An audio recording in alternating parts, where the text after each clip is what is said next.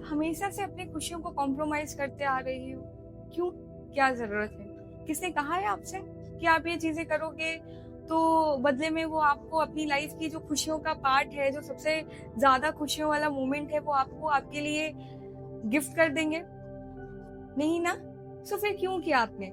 आखिर अगर आपने ये किया तो आज आप क्यों फिर रिग्रेट में हो? क्यों उस चीज का आपको पछतावा हो रहा है कि आपने अपने पास में जो चीजें आपको आपके परफेक्ट मोमेंट पे, परफेक्ट टाइम पे मिल रही थी, अगर आपने उसकी उस वक्त रेस्पेक्ट की होती, उसे कॉम्प्रोमाइज नहीं किया होता, उस सिचुएशन में आपने अगर एडजस्ट नहीं किया होता, तो आज जो सिचुएशन है वो कुछ और होती। ये सारी चीजें करके खुद को हर्ट कर रहे हो। ये कहीं से भी आपने किसी के साथ में भी जस्टिस नहीं किया, ना ही सामने वाले के लिए किया है, ना ही अपने खुद के लिए किया है, ना ही उस पर्टिकुलर चीज के साथ में आपने जस्टिस किया है जो आपको उस टाइम पे मिल रही थी, उस सिचुएशन में, उस परफेक्ट टाइमिंग पे, जहां पर आपने उस चीज को कॉम्प्रोमाइज कर दिया और आज आपको उस चीज का रिग्रेट हो रहा है।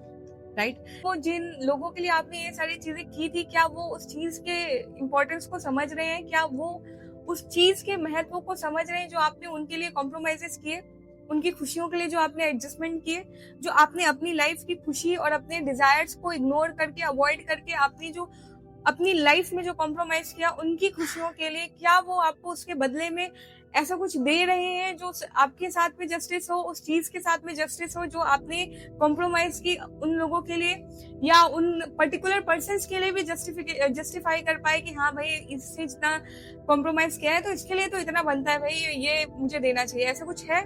नहीं है ना।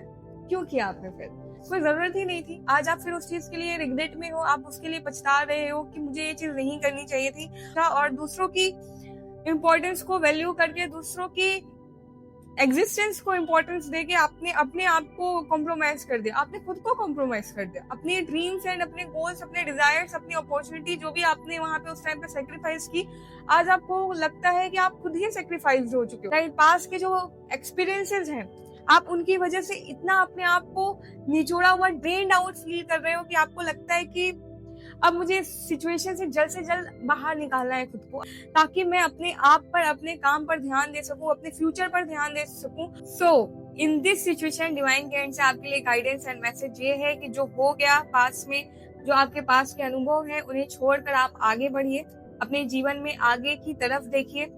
अब जो चीजें आपके हाथ में, उनको संभालने की कोशिश कीजिए।